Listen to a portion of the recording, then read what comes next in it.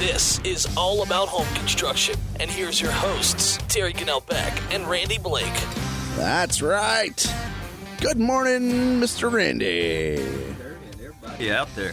Yeah, it helps if I turn your microphone on. I'm sorry. Oh, golly. You know, he don't like me.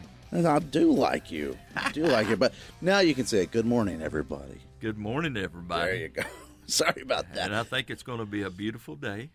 It is. It's going to be a beautiful week, honestly. I mean, it's kind of weird. You know, the hurricane came through a couple weeks ago, and it got cold. I mean, I liked it, but it was cold for, August. And then now it's going to be hot again. Yeah, well, we got hot after first cutting, and you know what? Even with the rain we had, we're still in a drought in this area. Yeah. And especially abnormally dry or whatever it's called. The foot of the mountain around Wilkes, Caldwell, part of Burke County is in worse shape than we are. You know, even though, y'all know I rode the Hurricane Debbie out at the coast, man. Right. And there's parts of inland, probably about 60 miles, where the corn was only 2 foot tall, and it was already dying because of the drought we had down in the coastal plains. It's going to impact food. Yes, it is. But good news is they say that we're a million bushels up, but they were in the whole grain market as a whole. But as far as they were discredited in the South because of the drought they were in. Right. And the Midwest was just lucky because we had 11 states in drought up until this year. Yeah. Well, and and with everything going on in Ukraine, because people don't realize how much grain and food comes out of there. Correct. And when you see a combine that's 40 feet wide, right? Their planters are 40 foot wide, and that's what kills me.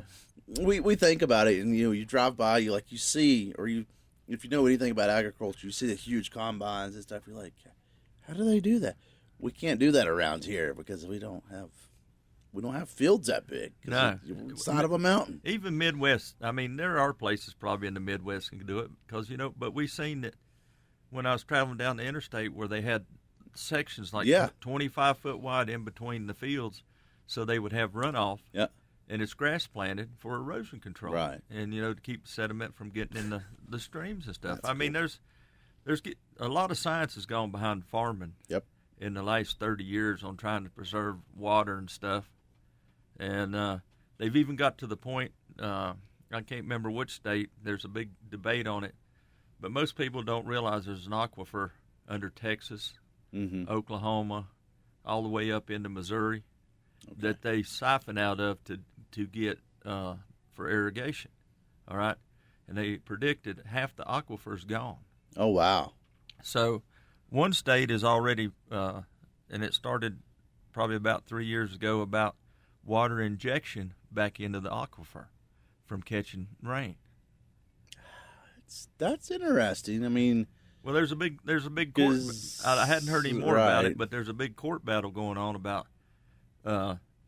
aquifer's pure water. That's right. That's what I'm thinking. Rainwater's not pure water. That's what I was thinking. So, you're going to add. I mean, you'd have to you would think anyway that they would treat it somehow, but then. If they treat it with chemicals, then it would destroy the purity of what is there. But that's things that we never hear about out here. Right. But it's a great idea if it can be done correctly without contaminating the aquifer. Sure. Yeah. Well, that's interesting stuff. There's a lot of stuff goes on that people don't think about. Sure. And yesterday I spent 8 hours in class for my contractor's license on mold in your home. So I'm going to get the paperwork to Terry. We're going to do a little studying so we can little research on that. That was a very tough class. That's really cool. So yeah, you said that. I'm looking forward to doing that because that's a topic we all need to know about because we all mold happens anywhere and everywhere. And, well, we're breathing it right now. I've made bread. And there's no yeast in it at all. Mm-hmm. It sits out over 24 hours, and overnight, the mold from the air, that's what makes it rise. Yep. Well, it's a pretty good bread. I mean, that's where beer was originally discovered. Yeah. I mean, that's, you go back into colonial times, hard ciders, what we call hard ciders, their cider, the reason it turned hard is natural yeast in the air on the apples. I mean, that's how we've discovered beer as a people. Yeah. So Cheaper than wine. cheaper than Less labor. a lot less labor if you know how if you got an apple press and can get apple juice. So. All right. Anyway, all right. Enough about yeast and mold. Oh, I want to thank everybody for coming out to my dinner last week. Yes. So I heard good reviews. The food is good. Yes, it was. I do appreciate everybody, and what really bothers me is the prices that we're having to pay for stuff. And that's not your fault. And that's go to the grocery store. I mean, it used to be I could walk out with a whole buggy for what, $150, $200? Yeah. With all my kids. And now it's like I'm carrying out in a couple bags $100 worth of groceries. Yeah. Well, it is, and hopefully it'll get a little better. I know that the corn market went down, the soybean market went down. Well, was it you that was telling me the beef prices may drop a little? Yeah, ribeye loins dropped $1 a pound. Okay. And so that's a big help because in October we'll be back at steak night. Right. And yes, we do have the biggest steak in the county. I can't Love believe how many steaks I had to cut there, 32-ounce steaks for people to eat. Sweet. I love that. But I do want everybody to start calling in 1st October because I have to buy a Pacific loin for it, and that loin weighs over 18 pounds. Woohoo. Beautiful. Oh, I know. Beautiful. I wished I was a young man so I could tackle one in Right? myself. Ugh. Well, so when is the next dinner at the VFW? September 21st from 4 to 7. Okay. And we will have a stuffed chicken with peppers, cheese, bacon wrapped, teriyaki, Ooh, baked potatoes, yum. salad bar and stuff. You had me at bacon. Hey, we do have some good bacon now. I got to admit. Good. Well, I'll tell you what. Let's take a break because we need to get in our show because we're picking up where we left off last week. So thanks for listening to us. The Boone VFW Post 7031 is looking at making improvements to their Veterans Memorial Wall, and you can help. Here's Chuck. We could do engraved bricks to cover the memorial. It's in honor of the veterans who have served and some that have given their all for our country. And that's the one thing that we feel as the VFW that we can do to honor those who have come before and those who are even present today. But Chuck, what do we have to do to participate? You don't have to be a war veteran in order to be a part of this memorial. It's just that you served. What is the cost? That fee is only $50, but it's a lifetime investment. If you would like to help participate by honoring a family member, a friend, or a loved one, you can contact the Boone VFW Post 7031 at 828-264-9570. They are on VFW Drive just off of State Farm Road here in Boone. Thank you for all that have served.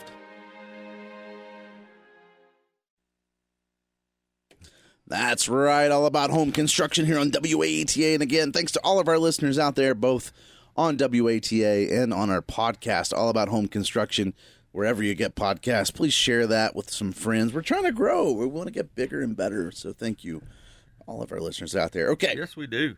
So last week, Randy, we were talking about just some safety considerations when it comes to home remodeling. And these are things that both DIYers need to know and contractors, because this is the stuff that really just kind of it's just important. It's about keeping you safe and keeping the job site safe. Yes, it is. And a lot of things are taken for granted. Mm-hmm. And about like number 10 there, emergency contacts, first aid ready. Mm-hmm. Okay. I used to keep my CPR certification up. Yep. I don't anymore. I got mine, yep. But, as long as you listen to Queen, you can do CPR. Yeah. Because you don't have to give breaths anymore. I can't think of the song, but so the interesting thing is it depends on which certification. So you have the American Heart Association, you have the American Red Cross, and I think they have different. And I'm no expert, so if you're an expert, by all means, let me know. But I believe there's some different like techniques, I guess. But you're right. There is some that don't give breaths, and that my understanding of the reason behind that is like, something's better than nothing. Correct. Because people don't do the breaths correctly. That's right. And make sure you always turn their head sideways. You know. Oh yeah. And the thing about that is so they don't burn their lungs out if they've got anything in their gut. Right. You know, but you know, we've always kept first aid kits in every vehicle. Mm-hmm. All right. You know, because you are cutting yourself. You mean you don't use duct tape? No, we use silicone, then duct tape. Oh, okay. And then if we don't have duct tape, then we use electrical tape.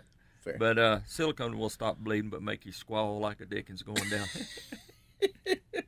But you know, you don't stop working. Right. You know, keep up with your tetanus shots. That's a big one that most people I think don't do. But you know, people don't understand that it does take time. It don't take a lot of time, but it does take time to drive every nail back on a piece of wood and pull the nail out and make sure it is disposed of correctly. Mm-hmm. And, you know, I've gone, golly, nearly 20 years without stepping on a nail. We was down there in Burke County, and somebody took a board down, and I put 2/16 through my foot. Mm-hmm. So I said wordy dirge. Yes, I did. But you don't stop. You just keep working because your sock will actually seal the hole when it glues to the bottom of your foot. So you don't bleed a lot. But make sure you know where hospitals are. Right. Okay. And something that I don't know if we've gone this far or not. We'll have to go through it, but we keep fire extinguishers on the job. Yeah. I mean, you never know what happens. And it ain't necessarily the guy smoking on the job. Because, you know, I allow my employees to smoke who smokes, all right, till the insulation goes in the house. I mean, because your house is airy and stuff like that. Mm-hmm. But used to be everybody in the wintertime burn all their wood products in a barrel. Yep. We can't do that now, but we got to keep a space heater going. Mm-hmm. Well, and you're messing with fine dust. If you've ever thrown any kind of sawdust on a fire, don't do it. I mean, don't throw it on. If it's good, if it's dry sawdust, it can explode. The fine dust can. Yeah. You know, I did it one time. Again, doing the sanding floors, and so super fine sanding dust, and it was a burn barrel outside, and it followed you back. Too, well, that's didn't it. Like I dumped my bag in it, thinking, "Oh, no big deal," and it was like almost like pouring gasoline on a fire. The way it flashes back. Yeah, so that was a bad mistake on my part. It's like a grain elevator that explodes. Oh, yeah. It's not the grain. It's the dust off the grain that explodes. So be careful with that. And we touched on it last time, too, but that, like working by yourself. Now, I think that goes along with it. Like if you do find yourself working alone for whatever reason, don't be alone completely. Like I mean, I know when there's times where I would call someone and be like, "Hey, I'm getting ready to put this, hook up this electrical box, and so just be careful. Like if I don't call you back in a minute, here's where I'm at, and I'd hope to be on the phone. Yeah, because there's not a house that you go to that has a plug for your sander. Yeah, I mean that's it. You have to hotwire it in yourself. I mean I use dryer vents dryer plugs when I could. But not every house has an electric dryer, and not every house that you work in has a working plug. I mean, they're doing other construction sometimes. So, after getting shocked once and waking up on the floor, that was probably the scariest thing in my life, honestly. Like putting the breaker box in, because we had a little pigtail breaker box set up, like what do you want to call it, adapter, and it shocked me. I held the breaker just wrong apparently, and woke up on the floor by myself. And it's like, ooh, after that. I would always call someone, even if it was like my parents up in Virginia, and I'd be like, here's where I'm at, I'm going to stay on the phone. If I don't, if I stop talking and you hear something, call this number, call police. In your case, you worked alone. Yeah. A lot of guys have while they're doing floor finishing, they got somebody there edging. Yeah. So there's somebody there, and but a lot of times when it comes back to coating or the staining, Right. they're More- by themselves yeah. because you cannot paint yourself in a corner, as they say. Yeah. Well, and speaking of that, like it's less of an issue with the finishes these days because the VOC laws and stuff. But we still use finishes that are combustible, and paint. There's still paints that are combustible. Still thinners. And thinners, right. There's no VOCs and thinners, Yeah. but they are combustible. But how many houses, especially when you get to that phase of constructions, right? So even new construction, at that point, the house is dried in and you have heat going. How many people have gas hot water heaters that have a little pilot light? Or they have some kind of gas logs, even if it's just for decoration, not for actual heat, heat source. How many have that with a little pilot light? Yep. And it only takes just a little bit more than it's more active than you think, and if especially here in the mountains when we get a foggy day and the air pressure affects how gas rises, and those VOCs, those fumes coming off your paint, off your walls, or your finish off your floors, if they're combustible, if they catch that little pilot light that you don't even know is on or you forgot was on, poof. It can happen. Yes. And yeah. And it has. Yeah. I mean, I've, again, being in the flooring world, I used to subscribe to the magazine and, for the trade magazine, and it was like every year you would see a story about someone in an apartment building catching on, burning up or catching on fire, or this job, the so-and-so lost their, the house burned down. Like all sorts of terrible stories. And usually it's because I didn't know there was a gas pilot light. Yep. Well, that's right. So yeah. Anyway, or a gas leak somewhere else. Right. Well, new construction, right? Yep. If everything hadn't been tested properly, especially. But anyway, that's a little more than just first aid, but it goes back to having emergency tools and contacts. Yeah. So, all right. Next one on the list is ladders. Using ladders correctly. It is, and a lot of your insurance companies now will not warrant an injury, okay, on ladder jacks. Yeah. All right, ladder jacks. I've used ladder jacks for years. Mm-hmm. Still have ladder jacks because they want you to set up a scaffold. All right, buck scaffolds, and then put the ladder on top. No, then you put the ladder on the inside so you can crawl up. But I know, I'm joking. The point of it is, they want you to put scaffold up everywhere you do, rigid scaffold, because you have adjustable legs. Yeah. That way you dig out your flat. If you level the bottom, then you start up. Mm-hmm. All right, you can join them together and keep going up. And ladder jacks was a quick way for a guy to put siding on. Yeah, quick. And I had a customer complain the other day about taking the scaffold down and hauling it away. Well, that is a charge. Mm-hmm. Yeah. It is a charge to bring on the job and set up. Yeah. And now there are construction companies, like when they were doing campus down here, they had those scaffolds all the way to the top of the building in front. Well, look at any of the commercial buildings in town that's gone up. It's what was that movie I used to watch? Jackie Chan movie, Rush Hour. Remember Rush Hour? And they're in China, and they're having that big fight on all the scaffolding that made out of bamboo. Yeah, well, they do use bamboo over there. Yeah, but that's when I think about a building with the entire thing of scaffolding. I always think of that. And I've watched some scary real-life scenes in China where these guys are taking these scaffold and the walk boards down. Mm-hmm. They are tied off, but they are 150 feet off the ground. But they want buck scaffold, set up around your house, not ladder jacks. Right. And the reason for that is because most people set up a ladder. It's always uneven, and it's never at a perfect straight up and down. Or when it is straight up and down, if you're on dirt, is it stable ground? Because how many times have you got on a ladder and it dug into the ground? Where the ground was soft, or or maybe there was a rock on one side but not on the other leg, and then next thing you know, you're leaning. Or your ladder's too tall for what you need, and you stick it out a little further. Yeah. And but yeah, I've rode a ladder down a time or two, and not intentionally, but as a rule of thumb, whatever your height is, your ladder has to be kicked out one quarter. Yeah. Now we still use ladders to get on the roofs. Okay, you have to. And but I always took a 2x4 and put on my facial board and drove nails in it so my ladder couldn't pivot or it couldn't lean against the shingles or the metal or anything like that, which is easy to fix because as you come down, you take your board down, you put a little caulking in it, and the painter takes care of it later on. Well, but also, how many times have you been on a ladder and you're like 6 inches short?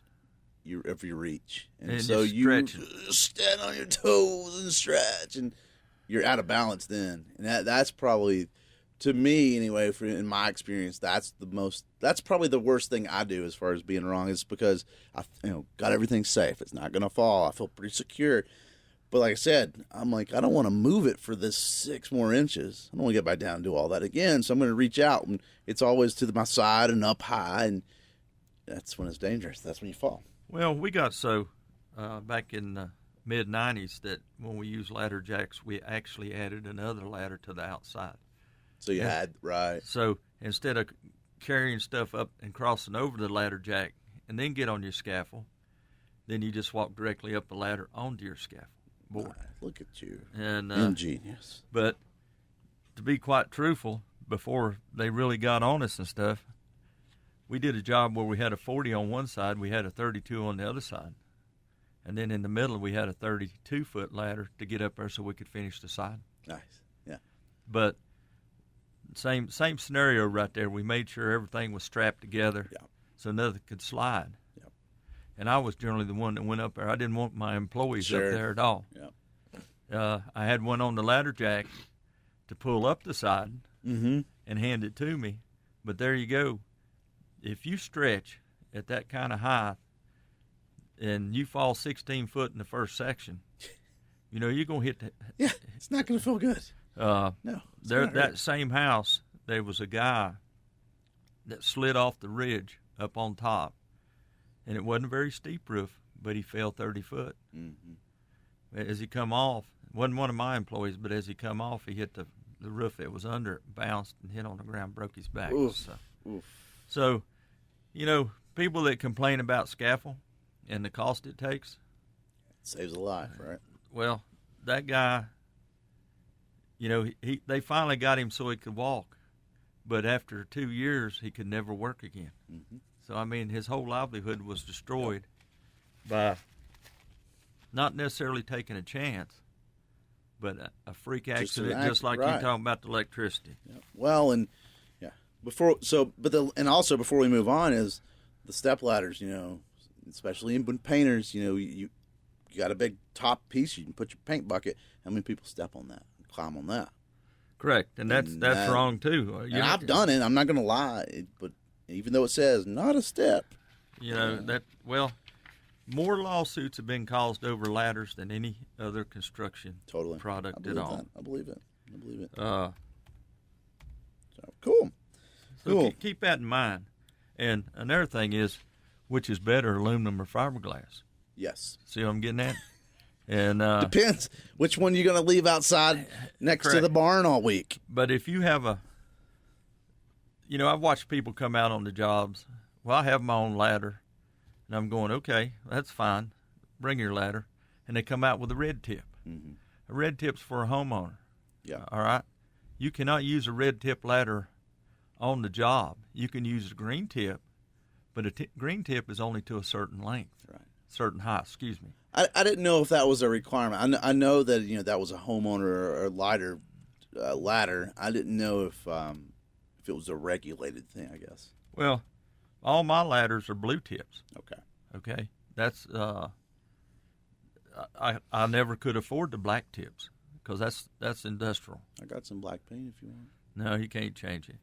But if OSHA was to come out and you have a fiberglass step ladder, all right, let's say the guy the day before dropped his hammer and nicked the corner of it. That's a violation. Really? Because that step ladder's going to start to run right there. Okay.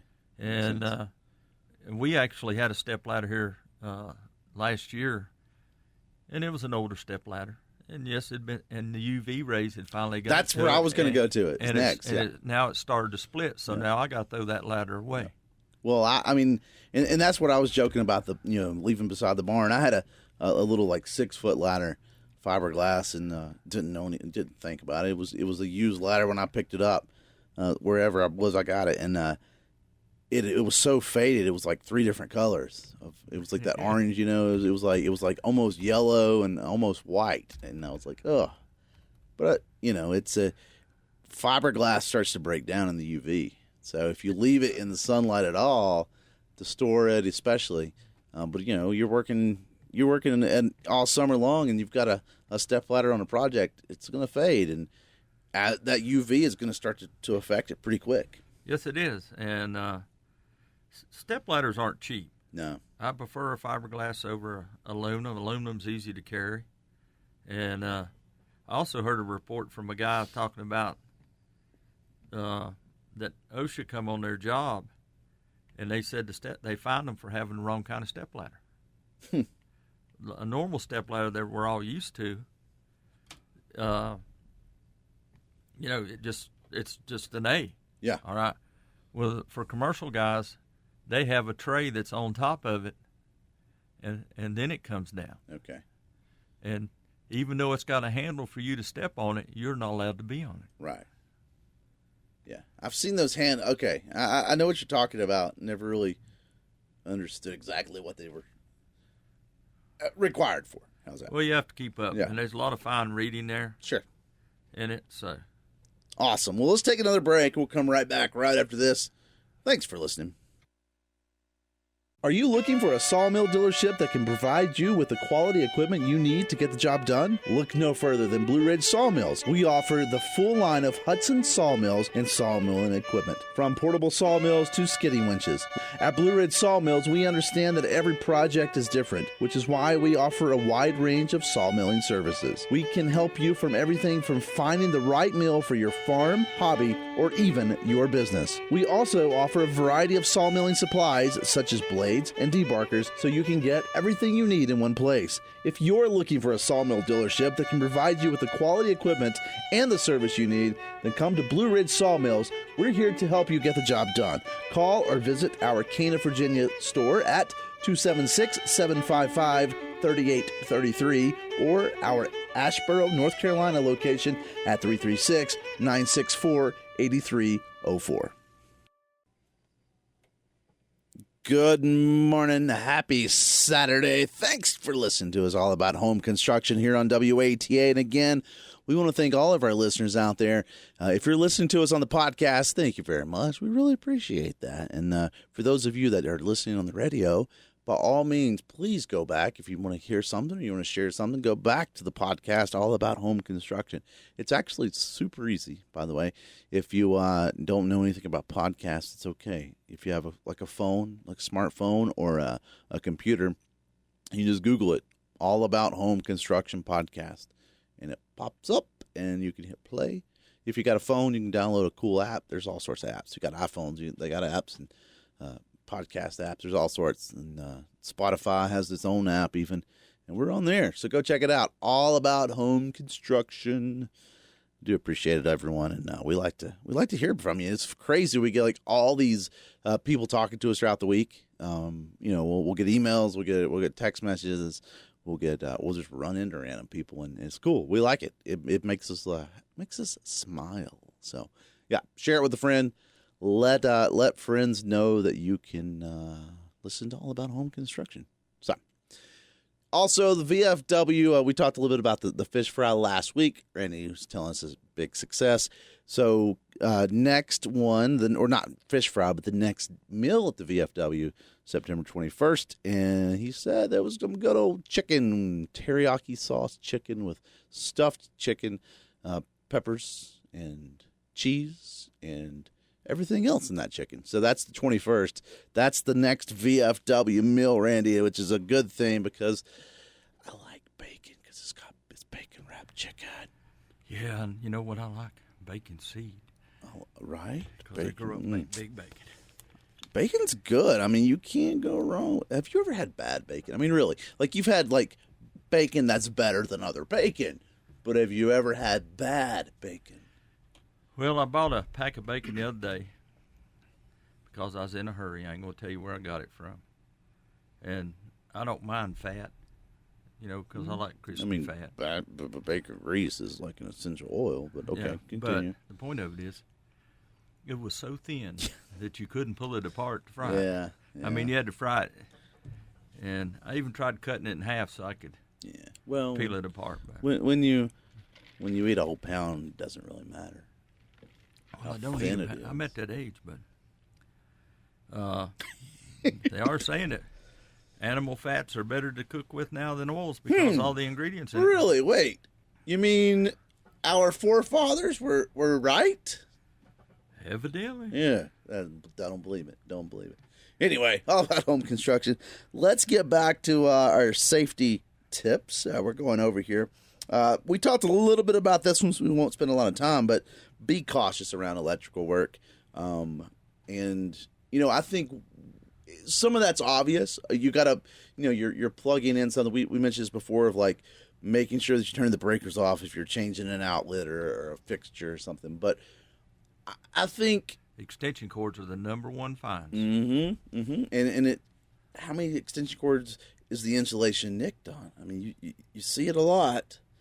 Well, we had a safety class on extension cords, and OSHA was trying to push a law through that you could not repair your extension cord.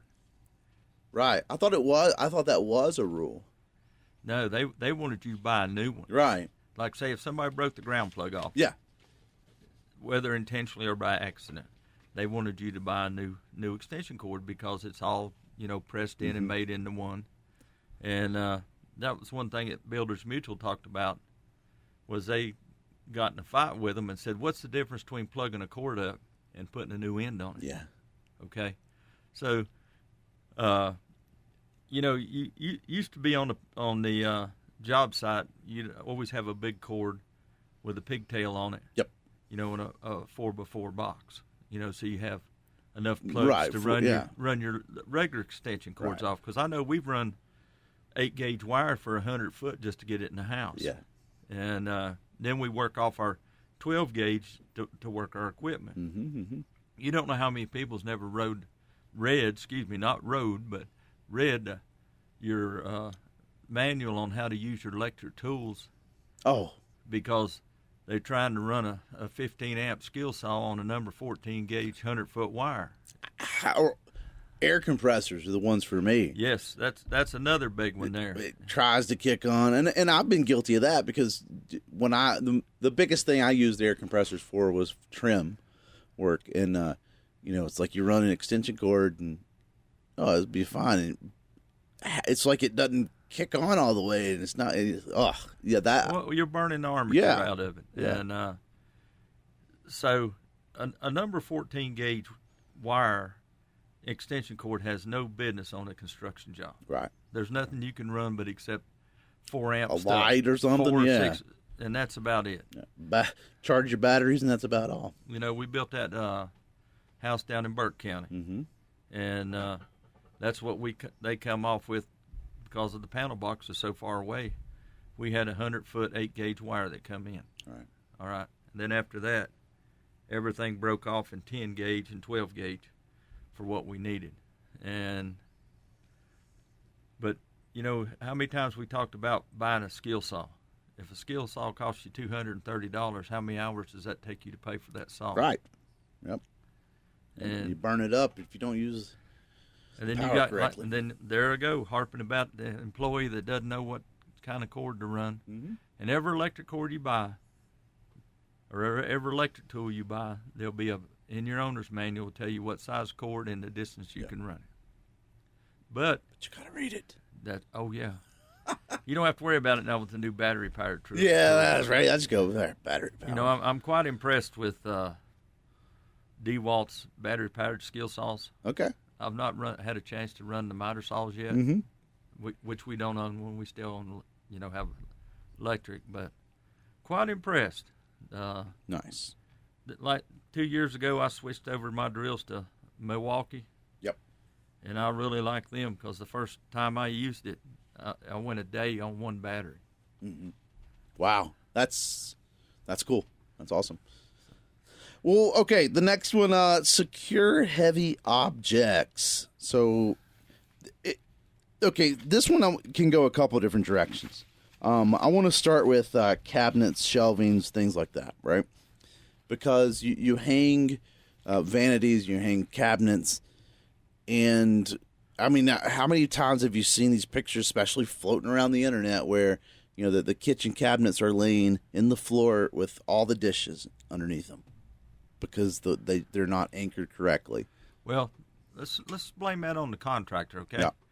Because now we're building with 2x6 walls. Mm-hmm. Okay, you have enough space that you can inlet a 1x6 on the top and a 1x6 for your lower, 3 foot up for your lower cabinets, and I've been in houses, over the years where we have installed cabinets. Back when I used to do quite a bit of it, and there was nothing there to install but your top cabinets to. Right. Okay, so you might get a screw in one cabinet, but you have to use the next cabinet to attach to the last cabinet. I mean, you have to attach it anyhow to hold it tight, but then you hit a stud there to hold that cabinet up. And so if you take the time to inlet a 1x4 or even a 1x6 in the wall, on the interior wall, it's not going to make any difference. Right. So there's no insulation there behind the cabinet. Then that way you can have each cabinet with 2 screws in it held, so you won't have to worry about the load that's put on it. Right. But if it's an unusual situation, like, I mean, shelves, I'm going a little bit with shelves here, like, it's okay to secure it with more than one little bitty screw too. And how many people use like a little drywall screw and screw it in and just assume it's going to hold? Correct. Well, drywall screws are made for drywall. Right. They're not made for. But they're probably one of the most, especially with DIY like that. They're probably the most common screw used. A lot of cabinets, have a 1x2 in the back that helps out a bunch, so it transfers the load to the next cabinet. But plywood is not a big deal anymore in cabinets because they're using. It's thinner and lighter. They're using materials that are laminated, cardboard. Yep. But dishes aren't any lighter. Nope. You know what I mean? Like when you fill it up, and when you're building that, especially as a contractor, when you're putting those up, you don't really know what's going to go in that cabinet. No, you don't. And one of my things that I tell my homeowners is, 10 years from now, if you don't have to spend any money on maintenance on your house, then you won't cuss me as bad as you are now. Right. And that's what I'm after is longevity. And, sure. Like I told you before, I got to take Ash and Greg by the house I built when I was 21 right. years old. Yeah. It's still there. So that means I did a good job. It survived every hurricane. That's awesome. That's hit Calabash since 1980. Well, shelving, though. Closets. Let's go to closets. Well, as a rule of thumb, we've generally made all of our shelving, and what we've made it out of is we make it out of 1x, and we slat it. Yep. For ventilation. We've all went through the metal racks that Lowe's or Home Depot carried, where they have the little plastic inserts that hang on the wall, and then those are great. But are they? When they come back out with the double clip that you can screw top and bottom, that's what finally made them strong. I was going to say. And are they speaking as someone who has had the a kid swinging like a monkey on the closet and it rips down and trailers the drywall and everything? Yeah. Right, was that Carson? How'd you guess? How did you guess? And but that's the reason we make our own. Yeah. And the best thing we did was change it out for a galvanized pipe, 1-inch pipe. Now, correct, because if you don't ever 4-foot put something in these wooden bars, 1-inch bars, then they will sag over a time period. So once they start sagging, it's just a matter of time when they'll go down far enough that they'll fall down. Bloop. Yeah. And then when they fall down, they'll expand back, and they'll pin themselves to the wall. Well, and Then you'll be cussing because you got to pick up all your clothing. all that 500 pounds of clothing that you put on there. At least If you squeeze it, if you push it tight against the wall, you can squeeze one more in there. but they don't put shoes on those racks. That's a good thing. All About Home Construction. We'll take our last break. We'll be right back. Are you ready to level up your home construction game? Obviously, you've subscribed to All About Home Construction. Now we would like to ask you for some support. You can be like Dave, Bill, and Skipper and help support All About Home Construction. The links are in the show notes. That's right, All About Home Construction here on WATN. Again, thanks to all of our listeners out there, both on the podcast and on the radio, and trying to get through our list here of just safety things when it comes to home remodels. All right, so we mentioned sawdust a while ago, and it's flammable. Flammable, that's the word I'm looking for. But sawdust and debris itself, right? But even bigger chunks of stuff, kind of a dangerous thing to work around. I mean, it causes a lot of injuries. A lot. I mean, more than we think. To give you an idea, my dad worked in construction a lot of his life, and one winter, probably, I don't know, 73, 74, we had a good winter, a lot of snow, and they were actually working in the basement, and they were dressing down material, cedar, for trim and stuff like that, and sanding birch for cabinets and stuff. And my dad actually got cedar and birch poisoning from breathing in the fine sawdust, and which contributed later in his life to asthma. As we know today, COPD is a big part of it. And well, and certain woods, like you said, cedar being one of those, walnut being another one, that some people can be allergic to that dust. It can really mess them up. Well, me and Adam both, me and my son, are both cedar poisoned, but not from doing wood, but from doing cedar shakes, the dust off shakes. Right. And I sent Terry a couple videos on how they make cedar shakes. Those are cool. Those are cool. Hope you got them posted. Yeah. But the thing about it is that's the reason I try to keep air cleaners. Right. And which we lost a big one that we had in the shop that was just a machine that you'd set up. Right. And it would, you hook your equipment into it, or you can just keep it running to try to keep the air clean. We also have a micro cleaner. Right. With one HEPA filters. Yep, that we can hang from the ceiling. And people don't realize that the particles in the air can float around for 3 or 4 hours after you're finished for the day. Right, and if you don't believe that, go to a job site on a Monday morning and look at how much dustier it is. So, there's a lot of safety that goes into it. Yep. And the safety is not necessarily for the homeowner, but safety for your employees. Because if you make it safe for your employees, then it will be safe for the homeowner. Well, and then when you're talking about debris also, I mean, it kind of goes back into what we were talking about, stepping on nails and keeping it clean. But honestly, it's just like we tell our kids, right? It's easier to take care of it now than when it all piles up. Sometimes you're saving by keeping it clean, I guess is what I'm trying to say, rather than just spending all day long cleaning the mess. Correct. So, like us keeping a wheelbarrow on the job with a miter saw to throw, trash in. We don't throw anything away above 2 foot because you never know, especially in your trim. You got to go around the corner, like around a shower door. Right. Or not a shower necessarily, but a shower wall sticks out, 2.5 inches from your shower. Yeah. Just odds and ends places like that are different. Nice. Well, I think, Randy, that pretty much has to fill up our list. So, what? Yeah, I mean, it's time, man. Well, we're out of time already. Out of time. Yeah.